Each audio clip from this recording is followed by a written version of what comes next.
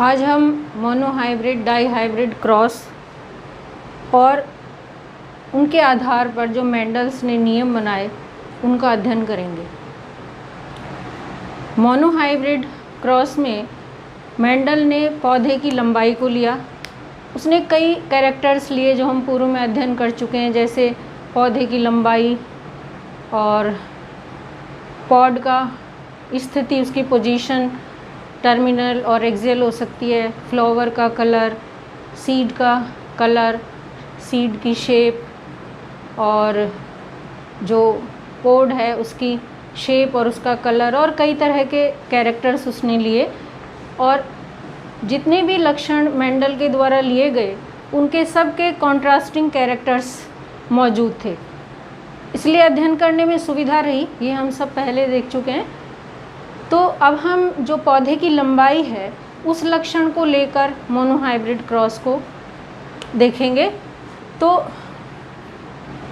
Mendel ने पौधे की लंबाई ली और पौधे की लंबाई का जो लक्षण था उसके लिए जो कॉन्ट्रास्टिंग कैरेक्टर्स थे वो दो तरह के थे, लंबे पौधे और बौने पौधे। जो पेरेंटल जनरेशन लिए गए उसमें मेंडल के द्वारा प्योर प्लांट्स को यूज़ किया गया।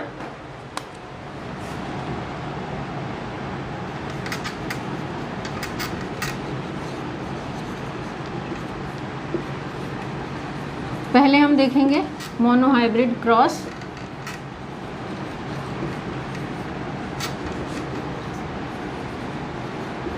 और मोनोहाइब्रिड क्रॉस और डाईहाइब्रिड क्रॉस के आधार पर हम मेंडल के लॉज का अध्ययन करेंगे।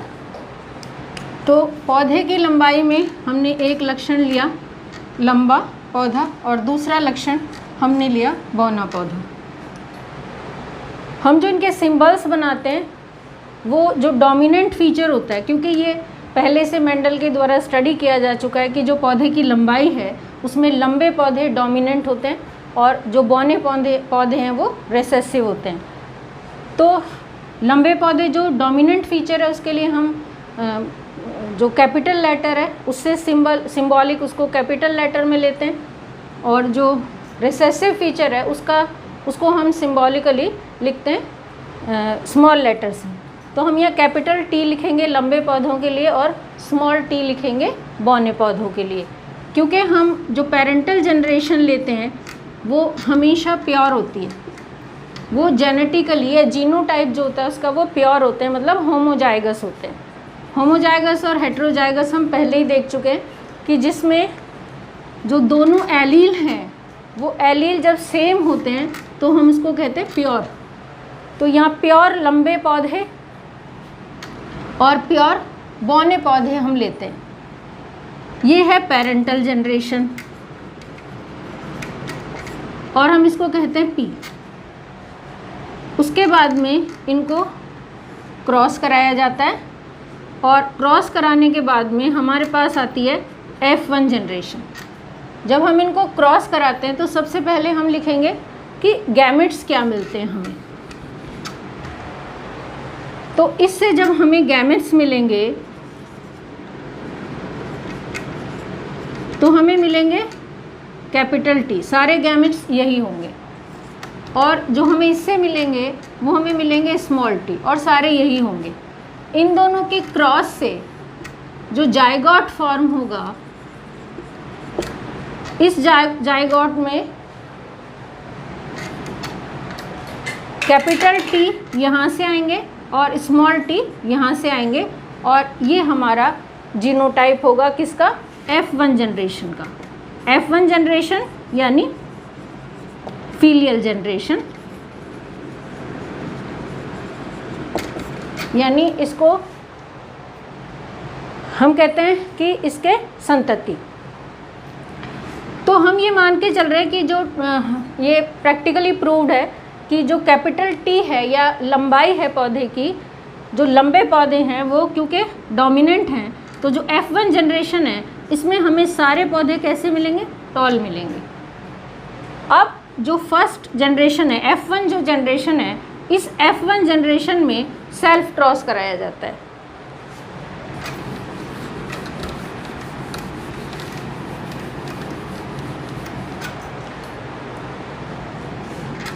अब मैं इसको थोड़ा शॉर्ट में लिख देती हूँ।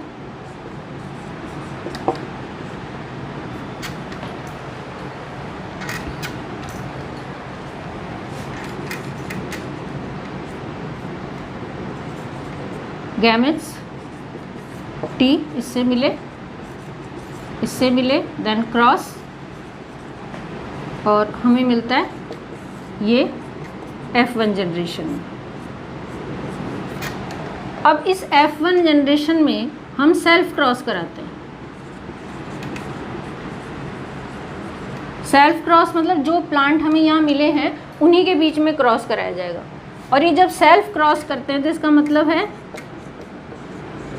ये यहाँ पर जीनोटाइप की कंडीशन क्या है, हेट्रोजाइगस।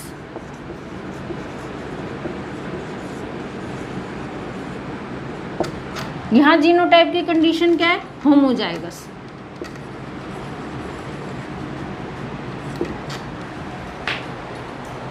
जब सेल्फ क्रॉस कराया जाता है F1 जनरेशन में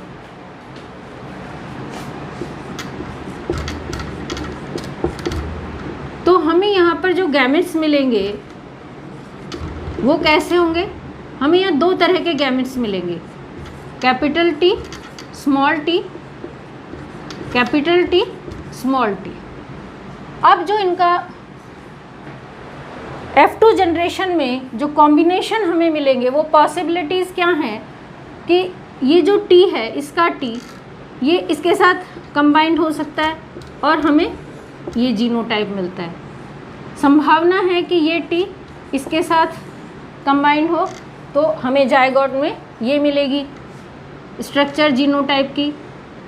फिर जो स्मॉल t है दूसरा गैमेट, इस गैमेट की भी इन दोनों में से किसी के साथ भी मिलने की संभावना इक्वल है। तो T जब कैपिटल T के साथ कॉम्बिनेशन बनाता है तो हमें ये जायगोट मिलेगा, और जब ये स्मॉल t इस स्मॉल t के साथ में कॉम्बिनेशन बनाता है तो हमें ये जायगोट का जीनोटाइप मिलने की क्लियरिटी होती है कि यही मिलेगा। तो जो F2 जनरेशन हमें मिली है यहाँ, सेकेंड फीलियल जनरेशन जो हमें यहाँ मिली है, इसमें हमें क्या मिलता है, अगर हम इन चारों को परसेंटेज में बांटें तो हमें 25% मिलते हैं प्योर टॉल। ये 50% ऐसे प्लांट हैं जिनमें डोमिनेंट हैं, टी है, टॉल मिलेंगे, लेकिन ये प्योर नहीं है क्योंकि यहाँ पर हेट्रोजाइगस कंडीशन है जीन की या एलील्स की। ये हम ऑलरेडी देख चुके हैं कि ए की जो लक्षण है जिसको अब हम जीन कहते हैं, मेंडल ने उस टाइम उसको फैक्टर कहा था, फैक्टर। और उसके अकॉर्डिंग जो फैक्टर था वो फैक्टर के दो रूप होते हैं क्योंकि दो कॉन्ट्रास्टिंग कैरेक्टर्स मिले थे, और अभी हम इनको एलील बोलते हैं, अभी हम इनको बोलते हैं एलील। और उसने तब इनको क्या कहा था, कॉन्ट्रास्टिंग कैरेक्टर्स।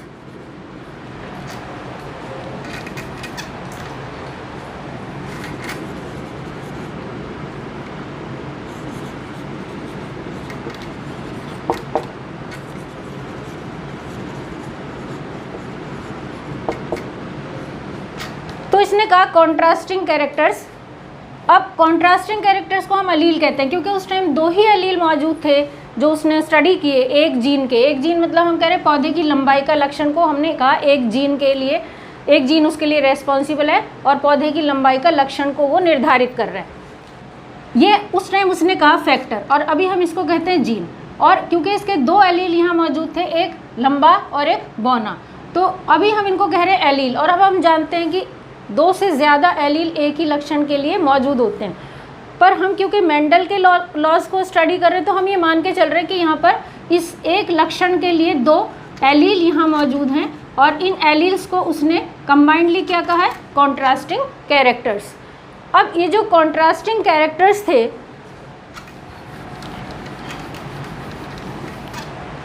जब ये दोनों तरह के एलील एक में मौजूद है और हम ये कहें कि हेट्रोजाइगस कंडीशन यहाँ है जीन की, जो एलील्स हैं उनकी हेट्रोजाइगस कंडीशन है, जो जायगोट बने हैं, ये होमोजाइगस टॉल, ये होमोजाइगस ड्वार्फ, ये हेट्रोजाइगस टॉल 50%, ये प्योर नहीं है।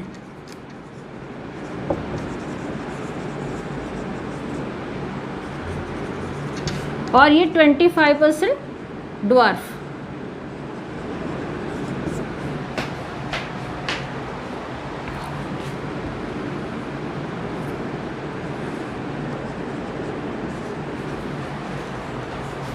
तो अब हमने क्या देखा यहाँ पर कि जब डोमिनेंट एलील मौजूद है या कहें कि डोमिनेंट कारक जीन का मौजूद है कॉन्ट्रास्टिंग कैरेक्टर में, तो लक्षण वही आएगा, रिसेसिव लक्षण को नहीं आने दिया जाएगा। अब यहाँ हमारे पास दो चीज़ें आई कि जो कॉन्ट्रास्टिंग कैरेक्टर्स हैं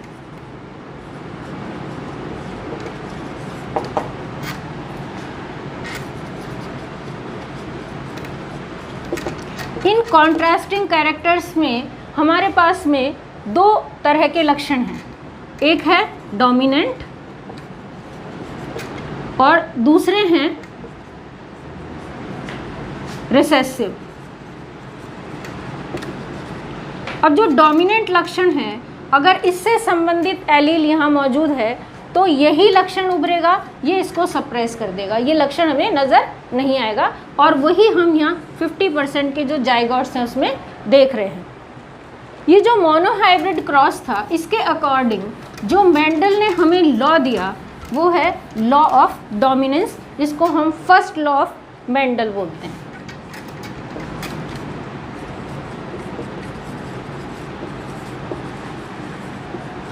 first law of Mendel, law of dominance. मतलब अगर कॉन्ट्रास्टिंग कैरेक्टर्स में से डोमिनेंट एलील मौजूद होता है तो वो रिसेसिव एलील के लक्षण को कभी भी उस पर्टिकुलर ऑर्गेनिज्म में नहीं आने देगा, वो हमें मॉर्फोलॉजिकली और फिजिकली जो भी कैरेक्टर हमें नज़र आ रहा है उसमें नज़र नहीं आएगा।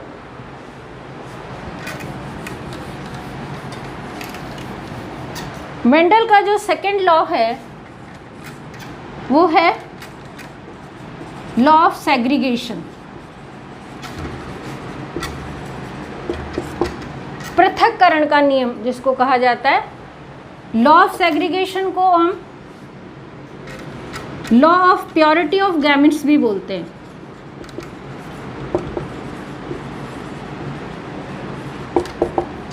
जो गैमेट्स हैं उनकी प्योरिटी का नियम इसको कहा जाता है, और यही वो नियम है जिसका अभी तक कोई अपवाद नहीं है। वो मेंडल के द्वारा जब बताया गया था उसी रूप में आज तक मौजूद है, और बिल्कुल यूनिवर्सल ट्रुथ है कि जो गैमेट्स होते हैं वो जब बनते हैं तो उनमें प्योरिटी होती है और वो फ्री होते हैं कतई आगे कंबाइन होने के लिए दूसरे गैमेट्स के साथ। अब लॉ ऑफ सेग्रीगेशन को समझने के लिए हम ऐसे देखते हैं, वापस हम मोनोहाइब्रिड क्रॉस पर जाते हैं। तो हमने देखा प्योर टॉल और प्योर ड्वार्फ। जो प्योर टॉल हैं, यहाँ से हमें F1 में ये पेरेंटल जनरेशन था, F1 में जो हमें मिले वो ये गैमेट्स हमें मिले,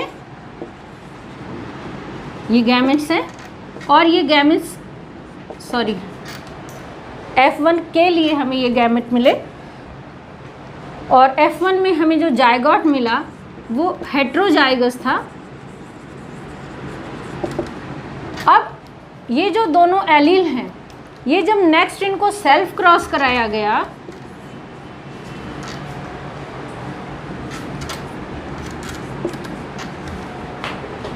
तो अभी जैसे हम रीसेंट जो जेनेटिक्स है, जो मॉडर्न जेनेटिक्स है, उसमें क्योंकि हमारे पास बहुत सारी इंफॉर्मेशंस हैं तो हम जानते हैं कि ये होमोलोगस पेयर पर होते हैं क्रोमोसोम के, जो एक हमें फादर से मिलता है और एक हमें मदर से मिलता है।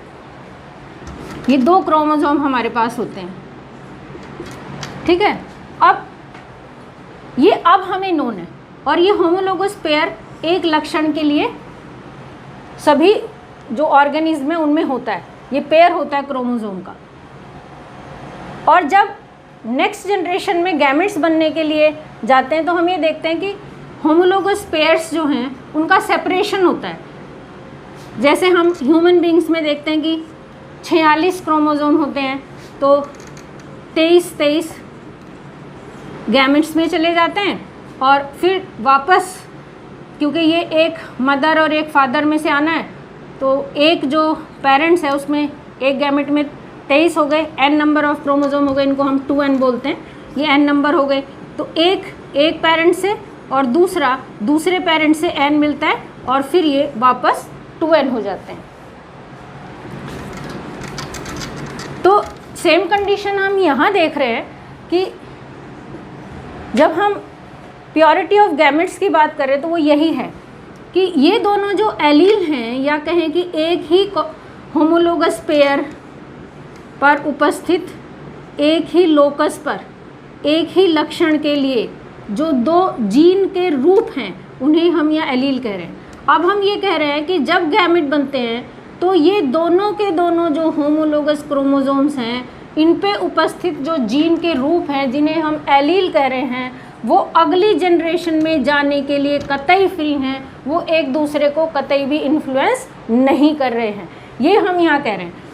जब ये सेल्फ क्रॉस होता है और फर्स्ट जनरेशन में जो हमारे पास दोनों तरह के एलील्स यहाँ हैं, ये एलील्स अगली जनरेशन में जाने के लिए जब ये गैमेट फॉर्म करते हैं तो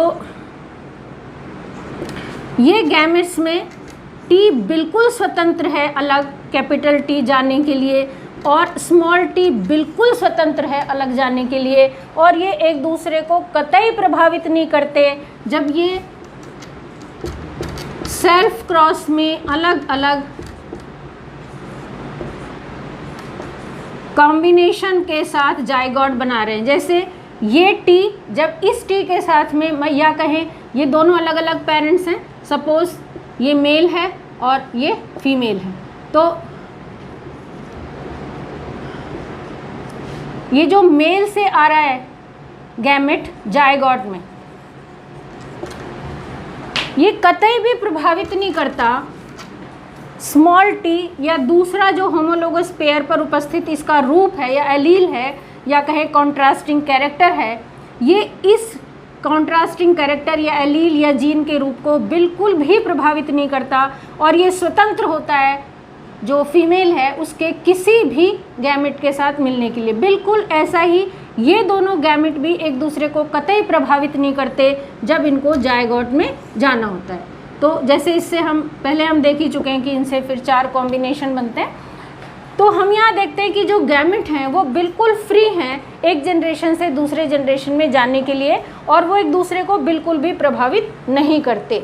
इसको हम कहते हैं लॉ ऑफ सेग्रीगेशन और law of purity of gametes, यानी गैमेट्स की जो शुद्धता है वो बिल्कुल बनी रहती है, वो बिल्कुल प्रभावित नहीं होती।